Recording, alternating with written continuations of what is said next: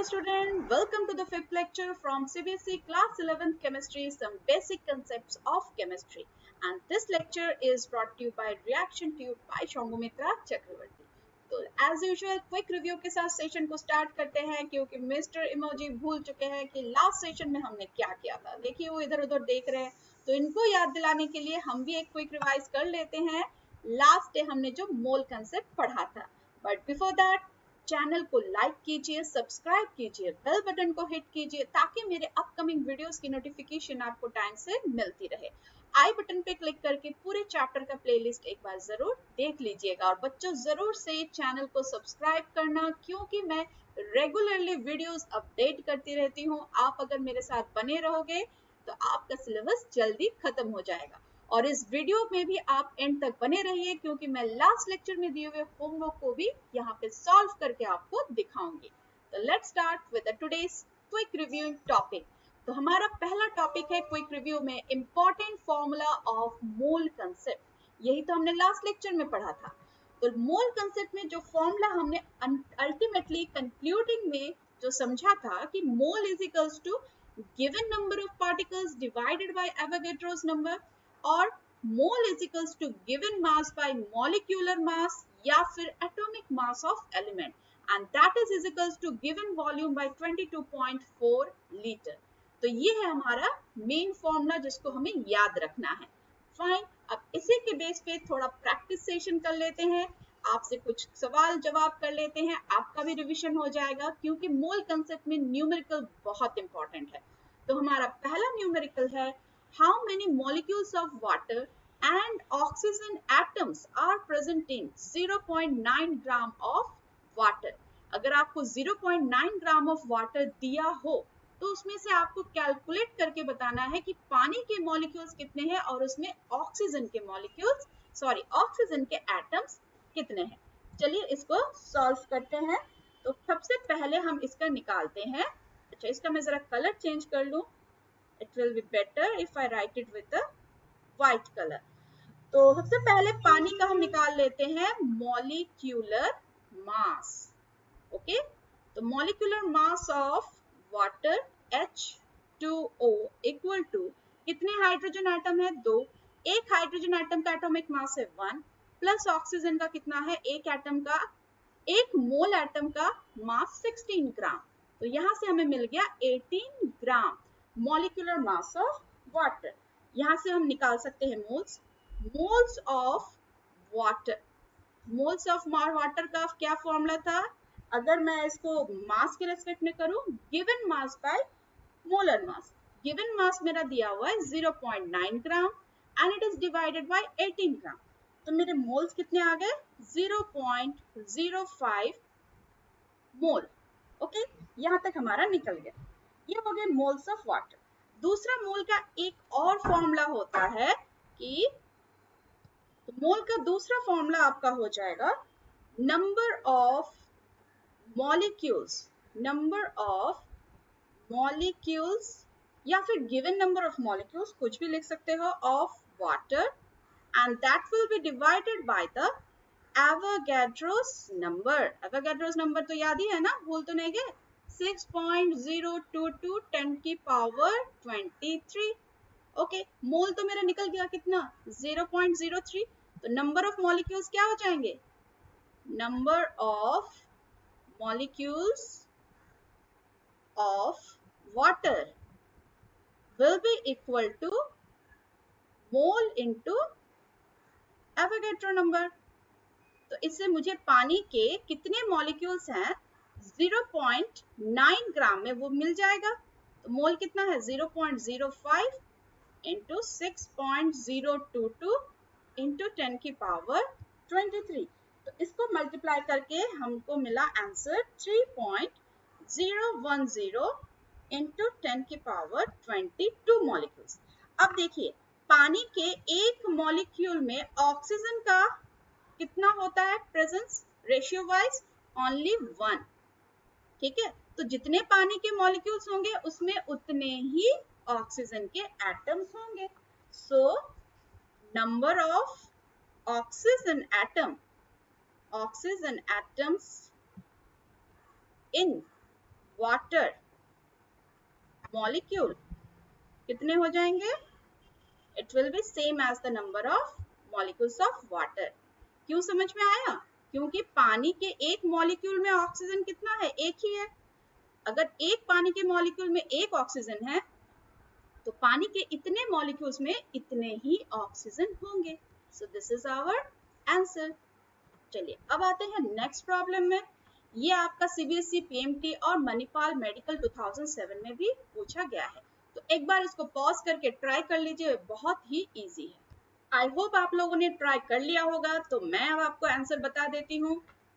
पूछा क्या है? The maximum number of molecules present. इन चार ऑप्शन में सबसे ज्यादा मॉलिक्यूल्स किस में प्रेजेंट है? 15 litre of hydrogen gas at STP. अब एसटीपी तो याद होगा, 27 degree centigrade and 1 bar pressure.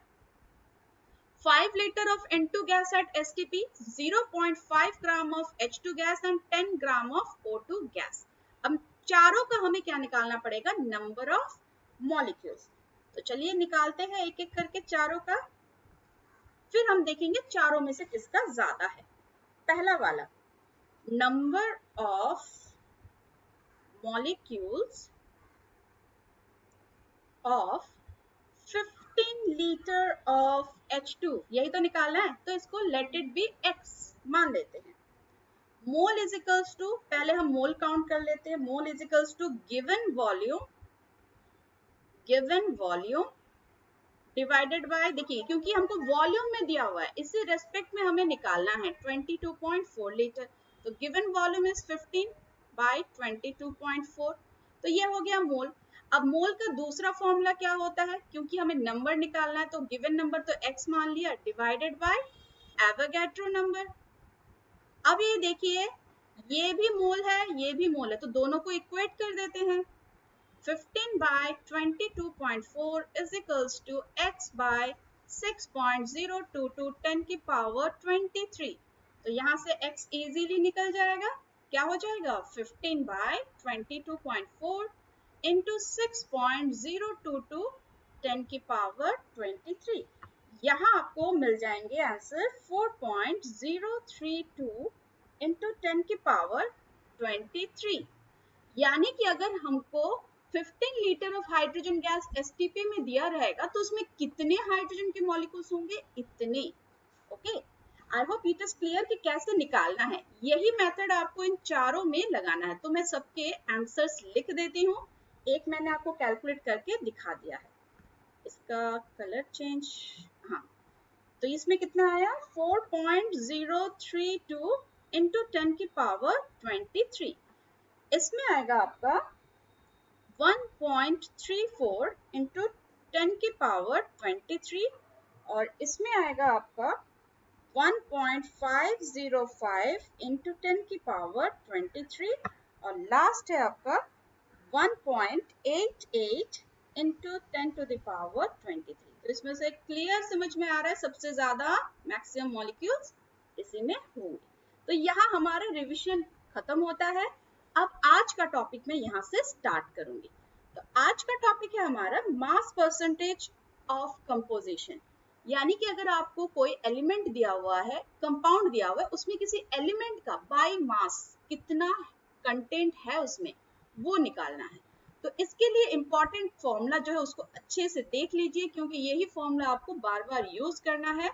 Mass percentage of an element is equals to mass of the element in the compound divided by molar mass of the compound, क्योंकि percentage है तो 100। Okay, यानी कि जिस एलिमेंट का मास परसेंट आपको calculate करना है उसका आपको मास यहाँ लिखना पड़ेगा, डिवाइडेड बाय पूरे कंपाउंड का मोलर मास इनटू 100। अब इसी के बेसिस पे इसी कंसेप्ट को थोड़ा प्रैक्टिस करते हैं और इसको और डन करते हैं और इस कंसेप्ट को अच्छा बनाते हैं।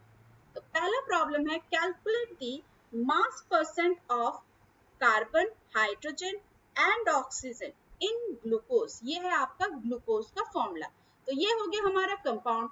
इसी कंपाउंड में कार्बन का बाय मास परसेंटेज कितना एग्जिस्टेंस है, कितना हाइड्रोजन का है और कितना ऑक्सीजन का है, ये हमें निकालना है। फॉर्मूला अभी आपको मैंने दिखाया, एक बार पॉज करके ट्राई कर लीजिए, फिर मैं आपको बता। आई होप आपने एक बार तो ट्राई एटलीस्ट किया होगा। चलिए अब मैं आपको समझाती हूँ कि इसको कैसे करना है। चलिए सॉल्यूशन। तो पहले हमें कंपाउंड का मॉलिक्यूलर मास निकालना है। मॉलिक्यूलर मास, और हमारा कंपाउंड कौन है? ग्लूकोज। ग्लूकोज, ये फॉर्मूला याद कर लीजिएगा, बहुत काम आने वाला है फॉर्मूला। तो इसका कैसे निकालेंगे? एक एक एलिमेंट का नंबर और उस एलिमेंट का मास मल्टीप्लाई करते जाएंगे। कार्बन कितने हैं? 6। एक कार्बन का एटॉमिक मास 12। हाइड्रोजन कितने हैं? 12। एक हाइड्रोजन का एटॉमिक मास है 1। ऑक्सीजन कितने हैं? 6। एक ऑक्सीजन का एटॉमिक मास है 16। तो टोटल मुझे 180 ग्राम मिल जाएगा। This is the molar mass of glucose. अब मुझे निकालने बोला है मास परसेंट ऑफ कार्बन। ओके, तो कार्बन का कितना मास है इस पूरे ग्लूकोज में? तो न्यूमरेटर में कौन रहेगा? कितने कार्बन हैं ग्लूकोज में? 6। एक कार्बन का एटॉमिक मास कितना है? 12। Total molar mass of the compound is 180। क्योंकि परसेंटेज है तो मल्टीप्लाइड बाय 100। तो ये आ जाएगा मेरा 40%। दूसरा मास परसेंट हमें किसका निकालना है? Hydrogen. Mass percent of hydrogen. तो हाइड्रोजन कितने हैं मेरे? 12। एक हाइड्रोजन का एटॉमिक मास 1। कंपाउंड, पूरे कंपाउंड का मोलर मास 180। हाँ, क्योंकि परसेंटेज निकालना है तो मल्टीप्लाइड बाय 100। तो इसका आ जाएगा आपका 6.6%। And next, mass percent of oxygen. ठीक है, ऑक्सीजन कितने हैं ग्लूकोज में? 6 है। एक ऑक्सीजन का एटम का एटॉमिक मास, ऑक्सीजन एटम का एटॉमिक मास कितना है? Divided by molar mass of the compound into 100। तो ये आ जाएगा मेरा 53.3%। हो गया आपका प्रॉब्लम सॉल्व, है ना? आसान, एकदम आसान है, दिमाग तो नहीं घूमा। अब देखिए दूसरा, इसको प्रैक्टिस कर लीजिए और अच्छे से समझ में आ जाएगा। ठीक है, तो देखिए दूसरा प्रॉब्लम क्या है। पहले हमें कंपाउंड लिखना है। कंपाउंड क्या है मेरा? Na2SO4। तो पहले इसका क्या निकालेंगे? Molar mass. सोडियम कितने हैं? 2। सोडियम का एटॉमिक मास कितना है? 23। प्लस सल्फर कितना है? 1। तो सल्फर का एटॉमिक मास है 32। ऑक्सीजन कितने हैं? 4। और ऑक्सीजन का एटॉमिक मास है 16। तो इसको ऐड करके देखिए, आपको मिल जाएगा 142 ग्राम। अब मास परसेंट मुझे किसका निकालना है? सोडियम का। Na। तो कैसे निकालेंगे? सोडियम कितना है मेरे कंपाउंड में? 2 इंटू 23। और मेरे पूरे कंपाउंड का मास कितना है? 142। क्योंकि परसेंटेज है तो मल्टीप्लाइड बाय 100। तो ये आ जाएगा आपका 32.39%। और फिर कौन एलिमेंट है इसमें? मास परसेंट ऑफ निकालते हैं अब सल्फर का। सल्फर कितना है इसमें? 32 divided by mass of the compound, molar mass of the compound into 100। तो ये आ जाएगा मेरा 22.5%। And last is mass percent of oxygen. Oxygen का कितना है? 4 इंटू 16 बाय 142 इंटू 100। तो इसका आ जाएगा आपका 45%। तो this is all about how to calculate mass percentage of a composition. अब तो समझ में आ गया होगा, डाउट क्लियर है? तो चलिए तो नेक्स्ट टॉपिक में चलते हैं। नेक्स्ट टॉपिक हमारा है empirical and molecular formula. This is very important. एक क्वेश्चन इसमें श्योर शॉट बनता है, चाहे वो बोर्ड में हो या फिर आपके कॉम्पिटिटिव एग्जाम्स में हो।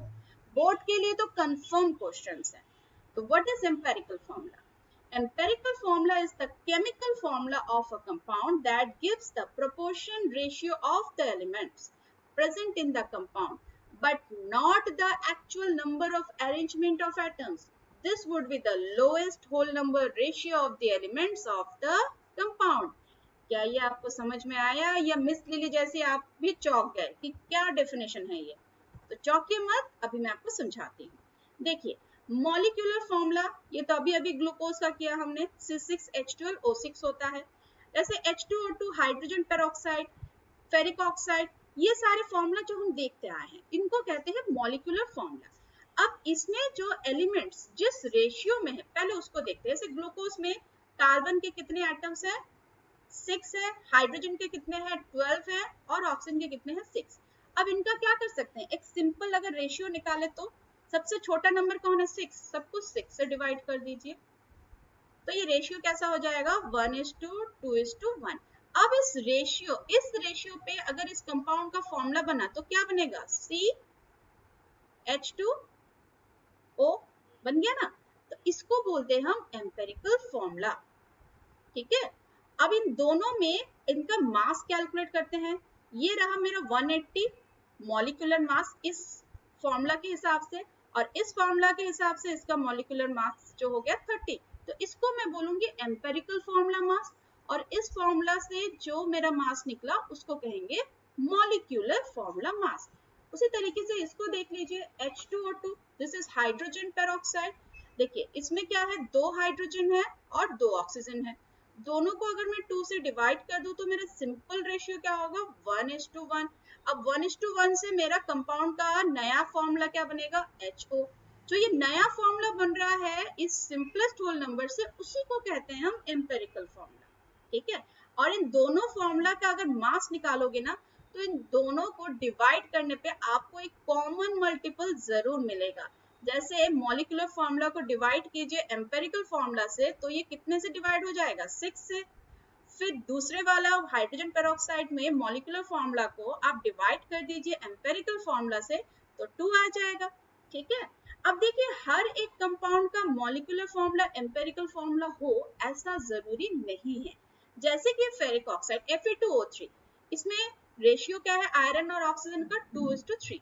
अब इसमें से छोटा नंबर कौन है, 2, दोनों को 2 से डिवाइड कर दीजिए तो रेशियो मेरा हो जाएगा 1:1.5। अब कंपाउंड तो ऐसे डेसिमल में होगा नहीं, तो ये वाला मेरा गलत है। यानी कि Fe2O3 मॉलिक्यूलर फॉर्मूला भी है और एम्पेरिकल फॉर्मूला भी है। तो ये है मेरा empirical formula and molecular formula. अब देखिए इसमें से एक जो कॉमन मल्टीपल वाला फैक्टर है ना, बहुत इंपॉर्टेंट है। जब भी इस कॉमन मल्टीपल वाले फैक्टर को एम्पेरिकल फॉर्मूला से मल्टीप्लाई किया जाता है तब हमको एक्चुअल मॉलिक्यूलर फॉर्मूला मिल जाता है, ठीक है। चलिए मिस लिली को भी समझ में आ गया, आई होप आपको भी समझ में आ गया होगा। अब इसी के बेस पे एक एनसीईआरटी का इन-टेक्स्ट क्वेश्चन सॉल्व करते हैं, जैसे कि ये वाला देखिए। यहाँ पे बोल रहा है एक compound contains 4.07% hydrogen, 24.27% of carbon and 71.65% of chlorine. मतलब एक कंपाउंड में हाइड्रोजन भी है, कार्बन भी है, क्लोरीन भी है, और इसका मोलर मास या फिर मॉलिक्यूलर मास कितना दिया हुआ है, 98.96 ग्राम। अब आपसे पूछा क्या है, एम्पेरिकल फॉर्मूला भी पूछा है, मॉलिक्यूलर फॉर्मूला भी पूछा है, ठीक है। तो इसको हम कैसे सॉल्व करेंगे, सबसे पहला काम आपको एक टेबल बनाना है। टेबल में बाकी डेटा अभी मत देखिए, पहले देखिए टेबल बनाया है मैंने, उस पे कॉलम्स कितने हैं, 1 2 3 4 5 6, 6 कॉलम वाला एक टेबल पहले बनाइए, क्योंकि इसके बिना ये प्रॉब्लम सॉल्व नहीं होगा। जो प्रोसेस है, जो स्टेप्स है, वो मैं आपको समझा रही हूँ। पहले एक टेबल बनाइए, उसमें 6 कॉलम्स बनाइए। पहले कॉलम में लिखिए एलिमेंट्स, यानी कि आपके कंपाउंड में क्या क्या एलिमेंट है। यहाँ पे क्या क्या है, हाइड्रोजन है, कार्बन है, क्लोरीन है, तो मैंने बैक टू बैक लिख दिया। उसके बाद लिखिए कॉलम हेडिंग में एटॉमिक मास, जो जो एलिमेंट्स हमने लिए उन एलिमेंट्स का लिख दीजिए एक एक करके एटॉमिक मास। फिर थर्ड है आपका परसेंटेज कंपोजिशन। देखिए हर एलिमेंट का आपको परसेंटेज कंपोजिशन दिया हुआ है उसके साथ ही, तो उसको लिख दीजिए बैक टू बैक। फिर आता है मोल्स, यहाँ पे देखिए एटॉमिक मास है और ये है परसेंटेज कंपोजिशन, किसका अभी अभी निकाल रहे थे, मास का ही निकाल रहे थे ना, मास of the element divided by the molar mass of the component, sorry compound. तो यहाँ पे मोल्स हम कैसे निकालेंगे, given mass by molar mass. तो ये मेरा क्या हो जाएगा, given mass and it will B divided by the atomic mass, ठीक है। तो आपका निकल गया मोल्स। अब इन मोल्स में सबसे छोटा वैल्यू किसका है, ये, इस वैल्यू से सबको डिवाइड कर दीजिए और एक रेशियो निकाल लीजिए। अब ये जो रेशियो होना चाहिए आपका simplest whole number ratio. In case आपका डेसिमल में आता है तो उसको नियरेस्ट नंबर पे राउंड अप कर लीजिए और उसको सिंपलेस्ट होल नंबर पे लिख लीजिए। तो ये हो गया हमारा तरीका। तो हमने भी वही यहाँ पे किया है। ओके, थोड़ा प्रॉब्लम बड़ा है जिराफ के गर्दन जैसा, बट यही मेथड है, आपको यही फॉलो करना है, ऐसे ही आपको सॉल्व करना है। तो यहाँ पे एम्पेरिकल फॉर्मूला मेरा कौन सा हो गया, ये जो मेरा रेशियो आया है, कौन कौन है एलिमेंट, पहले उनको लिख लीजिए, हाइड्रोजन, कार्बन, क्लोरीन। हाइड्रोजन के लिए हमको क्या मिल रहा है 2, क्लोरीन के लिए मिल रहा है, कार्बन के लिए मिल रहा है 1 एंड क्लोरीन के लिए मिल रहा है 1। तो ये रहा मेरा फॉर्मूला। अब आपसे पूछा है कि आपको मॉलिक्यूलर फॉर्मूला भी निकालना है, तो एम्पेरिकल फॉर्मूला से उसका मास पहले कैलकुलेट कर लेते हैं। कैलकुलेट कर लिया, अब देखिए नेक्स्ट क्या करना है। नेक्स्ट में देखिए, अभी अभी हमने एक फॉर्मूला पढ़ा था कि molecular formula is equals to n into empirical formula. तो यहाँ से हम n निकाल सकते हैं। मॉलिक्यूलर फॉर्मूला याद कीजिए, आपको प्रॉब्लम में पहले ही दे दिया था, जिसको लिखा था molar mass. Molar mass and molecular formula are same thing. उसको डिवाइड कर दीजिए एम्पेरिकल फॉर्मूला के मास से, जिसको हमने प्रॉब्लम में कैलकुलेट किया। तो n मुझे क्या मिल गया 2। अब 2 से मल्टीप्लाई कर दीजिए जो अभी हमने एम्पेरिकल फॉर्मूला निकाला था, तो ये आ जाएगा आपका आंसर। तो जिसको जिसको समझ में आ गया उनके लिए थम्स अप, क्योंकि आगे अभी हम इसी पे बेस्ड और प्रॉब्लम्स डिस्कस करेंगे। तो चलिए नेक्स्ट इसी कंसेप्ट पे कुछ और प्रॉब्लम्स डिस्कस करते हैं, क्योंकि जितना आप प्रैक्टिस करोगे उतना आपका कंसेप्ट अच्छा होगा। तो पहला प्रॉब्लम देखिए, determine the empirical formula of an oxide of iron which is 69.9% of iron and 30.1% of dioxygen by mass है। तो एक बार से खुद से इसको ट्राई जरूर कीजिए। मैं आपको एक वीडियो पॉज करके मैं वापस आपको आ रही हूँ, तब तक आप इसको जरूर से ट्राई कीजिए। आई होप आपने एक बार इसको जरूर से ट्राई कर लिया होगा, क्योंकि ये आपके एनसीईआरटी एक्सरसाइज का क्वेश्चन है, बहुत इंपॉर्टेंट है। अब मैं आपको बता देती हूँ कैसे इसको सॉल्व करना है। चलिए, तो सबसे पहले मैंने क्या कहा था, एक टेबल बनाइए, कॉलम बनाइए। तो पहले कॉलम में क्या रहेगा मेरा एलिमेंट। तो एलिमेंट मेरे क्या क्या है, एक है आयरन, दूसरा है मेरा डाई ऑक्सीजन, या फिर मैं इसको ऑक्सीजन भी लिख सकती हूँ, कोई दिक्कत नहीं है। तो एटॉमिक मास सबका हमको लिखना पड़ेगा नेक्स्ट कॉलम में। तो आयरन का एटॉमिक मास है मेरा 55.85 और ऑक्सीजन का है 16। ठीक है, अब हम निकालेंगे इनका moles. So this is my given mass. Sorry, ये आपका गिवन मास तो नहीं है, इसके बाद ये आपका एटॉमिक मास है। नेक्स्ट हमें लिखना है परसेंटेज ऑफ कंपोजिशन, यानी कि परसेंटेज शॉर्ट में लिख रही हूँ। तो आयरन का दिया हुआ है आपका 69.9% और ऑक्सीजन का दिया हुआ है 30.1%। नेक्स्ट हमको निकालना है मोल। मोल कैसे निकालेंगे, given mass by molar mass, that is 69.9 divided by 55.85 and next is 30.1 by 16। तो दोनों को कैलकुलेट कर लीजिए, तो आपका आएगा 1.25 और इसका आएगा 1.88। ये आप मोल्स हमको मिल गए। अब इसका हमें क्या निकालना पड़ेगा, सिंपलेस्ट रेशियो। तो रेशियो यहाँ पे लिख देती हूँ नेक्स्ट कॉलम। तो छोटा कौन सा है दोनों में से, ये वाला। तो इससे मैं दोनों को डिवाइड कर देती हूँ ताकि मेरा रेशियो आ जाए। तो ये आ गया। अब इनको मैं डिवाइड करने पे सिंपल होल नंबर रेशियो मुझे चाहिए, डेसिमल में नहीं चलेगा, होल नंबर रेशियो। तो इसमें आ जाएगा 1, अच्छी बात है। दूसरे में आ गया 1.5।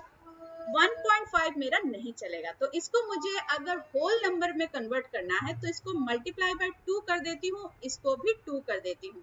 तो मेरा होल नंबर रेशियो क्या हो जाएगा, 2 और एक हो जाएगा 3। तो मेरा एम्पेरिकल फॉर्मूला हो जाएगा Fe के लिए, देखिए Fe के लिए है 2 और ऑक्सीजन के लिए है 3। तो ये हो गया हमारा एम्पेरिकल फॉर्मूला। दोबारा बता देती हूँ, एलिमेंट्स को लिखिए, एटॉमिक मास को लिखिए, परसेंटेज को लिखिए और फिर उनके मोल्स को कैलकुलेट कीजिए। फिर उन मोल्स में जो छोटा वाला है उससे डिवाइड कर लीजिए, फिर उसके रेशियो को सिंपल होल नंबर पे कन्वर्ट कर लीजिए। तो ये हो गया हमारा पहला प्रॉब्लम। अब ये है हमारा दूसरा प्रॉब्लम, इसको भी पढ़िए और एक बार से खुद से जरूर से ट्राई कीजिए अपने इस वीडियो को पॉज कर। आई होप आपने इसको ट्राई किया होगा। तो चलिए एक बार मैं आपको समझा देती हूँ। An oxide of chromium is found to have the following percentage composition. तो क्रोमियम इसमें कितना है by mass percent 68.4% and oxygen है 31.6%। तो मुझे इसका क्या निकालना है, एम्पेरिकल फॉर्मूला। तो चलिए इसको भी सॉल्व कर देती हूँ। तो मेरे एलिमेंट क्या क्या है, अगेन जैसे मैंने आपको कहा कॉलम वाइज लिखिए, इसमें आपके कोई नंबर नहीं कटेंगे, बेझिझक कर सकते हो आप। नेक्स्ट इज इनका atomic mass. Atomic mass chromium का हो गया 52 और ऑक्सीजन का हो गया 16। फिर इनका परसेंटेज कंपोजिशन, क्रोमियम का है 68.4 और ऑक्सीजन का है 31.6। अब हमें निकालना है इनका मोल। मोल कैसे निकालेंगे, given mass by molar mass या atomic mass. 68.4 divided by 52, 31.6 divided by 16। तो ये वैल्यू आ गया 1.315, ये आ गया 1.975। अब इनका क्या निकालना है हमें, रेशियो। छोटा तो यही है, तो ये तो पूरा कट जाएगा, तो आ जाएगा मेरा 1।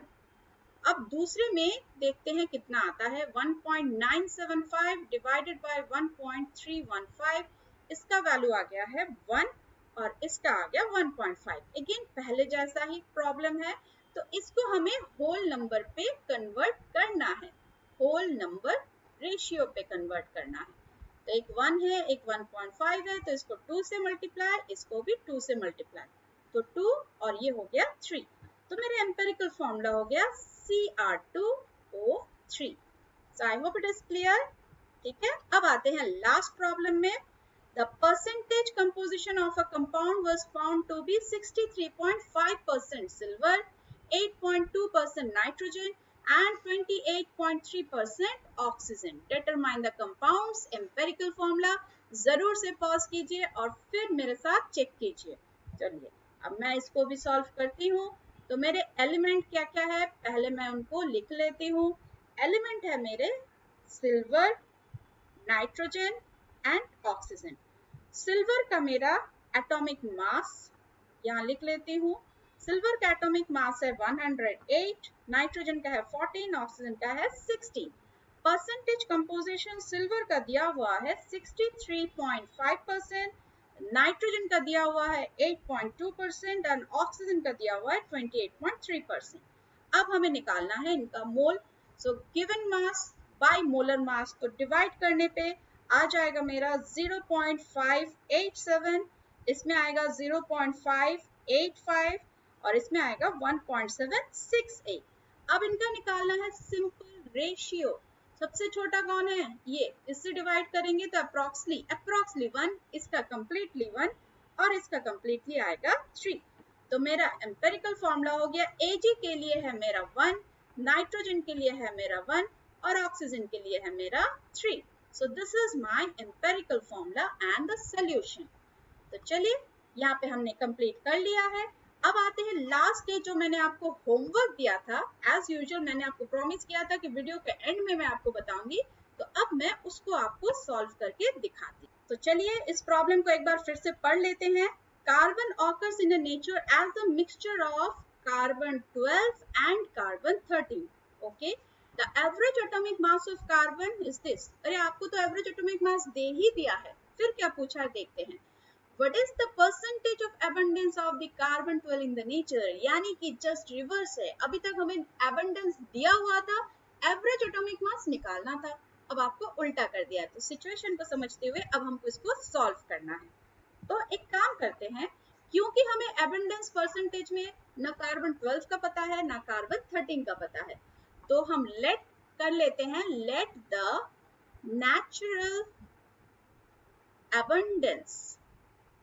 natural abundance of carbon 12 x मान लेते हैं।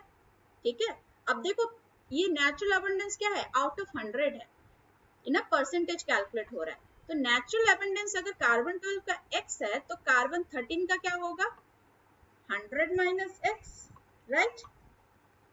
परसेंटेज में तो यही होता है ना। अब इसको क्या करेंगे, फॉर्मूला में डालेंगे। फॉर्मूला क्या कहता था, जो भी एटॉमिक मास है मल्टीप्लाई कर दीजिए उसके नेचुरल एबंडेंस के साथ। दिस इज 2, इसको मिटा देती हूँ, दिस इज 2 प्लस दूसरा जो C13 उसका एटॉमिक मास है 13 और उसका नेचुरल एबंडेंस कितना है 100 minus x, and this is entirely will be divided by 100 और एवरेज एटॉमिक मास तो हमें दे दिया है, दैट इज 12.0 1 तो यहाँ से हमको इसको सॉल्व करना है 12x प्लस 1300 माइनस 13x और इस 100 को इस तरफ शिफ्ट कर देंगे तो आ जाएगा 1201.1 तो इस तरफ क्या आ जाएगा 1300 माइनस 1201.1 और इस तरफ हो जाएगा x तो देखिए x मेरा कितना आ रहा है 98.9 यानी कि कार्बन 12 का नेचुरल एबंडेंस कितना है 98.9% तो कार्बन 13 का निकल जाएगा 100 माइनस 98.9% जिसका आंसर कितना आ जाएगा इट विल बी 1.1%। ठीक है तो ये आ गया हमारा सोल्यूशन। तो यहाँ पे हमारा चैप्टर वाइंड अप होता है। तो आज का होमवर्क ले लीजिए, इसको भी मैं नेक्स्ट लेक्चर में जरूर से आपको बता दूंगी, बट चैनल को जरूर से अब लाइक कीजिए, सब्सक्राइब कीजिए, बेल बटन को हिट कीजिए ताकि मेरे अपकमिंग वीडियोस की नोटिफिकेशन आपको टाइम पे मिल जाए और आई बटन पे प्लेलिस्ट को जरूर से चेक कर लीजिए इस चैप्टर का, क्योंकि हम चैप्टर के काफी एंड के करीब आ चुके हैं। अब 2 या 3 वीडियो लेक्चर और चाहिए, ये चैप्टर आपका ओवर हो जाएगा। तो जरूर से इस चैनल को सब्सक्राइब कीजिए और बने रहिए रिएक्शन ट्यूब के साथ। Thank you for watching reaction tube by Shambhumitra Chakraborty. See you at next